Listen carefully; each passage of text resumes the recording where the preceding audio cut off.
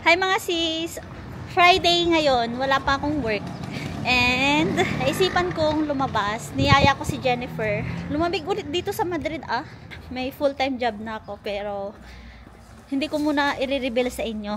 Saka na lang. Pag talagang tanggap na ako. Kasi syempre, pag first day mo sa trabaho mo is ano ka pa lang, training or probar. Probar ang tawag dito. And then kapag okay ka, yun diretso ka na. Malay mo, diba? Hindi ako nagustuhan. Sinitasante ako. Kaya hindi ko muna i-reveal sa inyo kung ano yung full-time job ko ngayon. Kaya bago ako mag-start sa work ay magawa ko na lahat yung mga dapat kong gawin. Like katulad ng magpapa-check up ako. And then, bibilhin ko yung mga dapat kong bilhin na kailangan. And then, gagala na rin. Wala namang special na pupuntahan ngayon. Basta dito lang tayo sa may street namin kung saan yung maraming Pilipinong nakatira dito sa Calle Bravo Murillo. Miss Universe kaya ng buhay namin yan. Ay, ang sexy na po. Oh, yeah. Niloloko ako nito. Sexy daw ako kahit hindi. Lamig. Pinaprank kami ng weather. Alam nyo nung nakaraan is super hot na. Wow, ang arte. Super hot. Super hot na. Ang arte. Nung nakarang araw, super hot na. And then ngayon is ay, lumamig na naman. Pero kaya naman ng normal jacket. Wag lang yung sobrang nipis naman yung parang ganito, cotton. Hi vlog. Hi vlog. How are you vlog? I'm fine, thank you. Bye.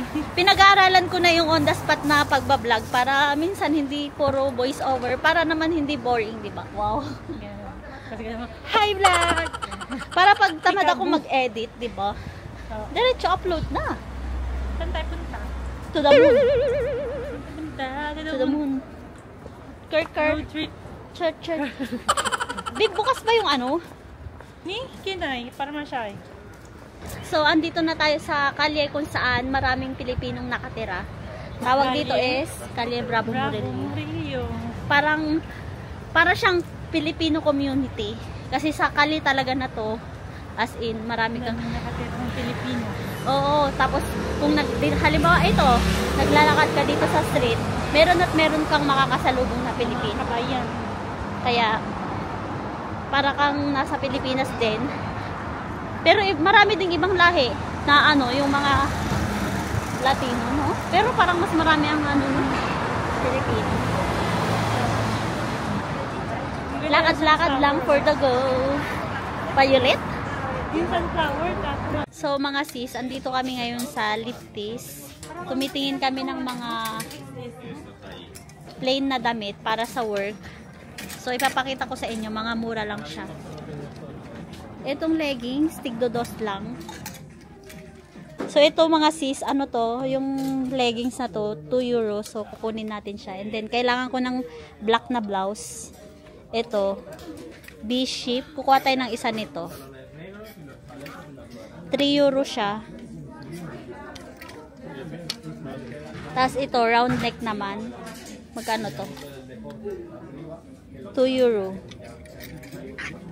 Mga mura lang talaga yung mga bilihin dito mga sis sa Lifties. Tignan nyo naman yung mga t-shirt, nasa 2 euro, 3 euro. And kung mapapansin nyo, puro na pang summer yung mga nakadisplay dito ngayon. Kasi nga, pumalapit na ang summer. Normally, pag mga ganito, nagtatago na ng mga pang-winter. Katulad sa akin, naitago ko na lahat ng pang-winter namin ni Sa. Mura din pala ang mga jogging pants dito. Kasi nung nakaraan, bumili ako sa online, sa Shein, nasa 16 euro yung isang jogging pants lang. Dito naman is 8 euro lang para na akong bumili ng dalawang jogging pants. No? Ginagamit kasi ito ni Sak pamasok sa trabaho kasi mas comfortable. Pero sayang kasi nakabili na ako. Next time na lang. Ayan na siya guys. Makikita nyo naman kung sino talaga ang maraming nabibili. Kita nyo naman. Ang dami na niya nabili. Gastos. Paano maganda to?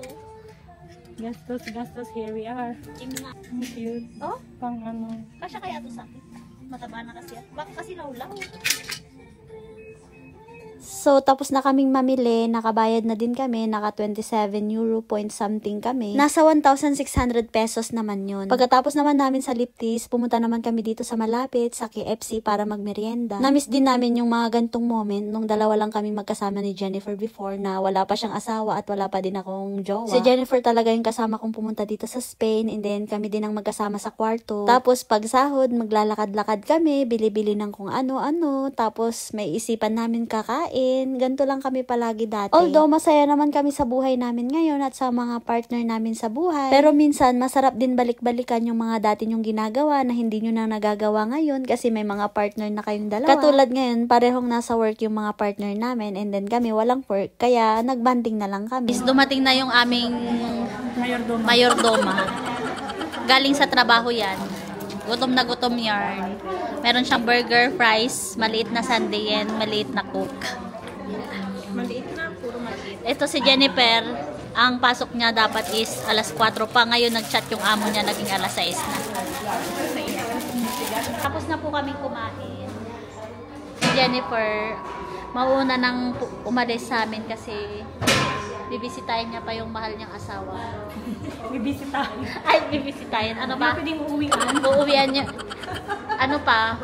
Lalambingin niya pa yung mahal niyang asawa. Si Ate Lori naman, kasama ko, marami kaming gagawin pa. Magpapasita, mamamalengke, bibili pa kami ng, hanap kami ng para sa bago kong work. Pero hindi ko muna i-reveal nga. Sabi ko nga sa inyo, surprise! So mga sis, nandito muna kami nakaupo sa bench sa tabi ng Calle Bravo Murillo. Kasi maaga pa, mamamalingki daw siya. And then ako naman, bibili ng para sa trabaho. Alas 5 pa kasi magbubukas yung mga ano dito. Dito kasi yung mga store dito, may pahinga. Hindi katulad sa atin na talagang pag nagbukas, gabi na magsasarado dito. Magsasarado siya ng alas 2, tapos break time nila hanggang 5 na ulit magbubukas. Diba madam? Si. Yes.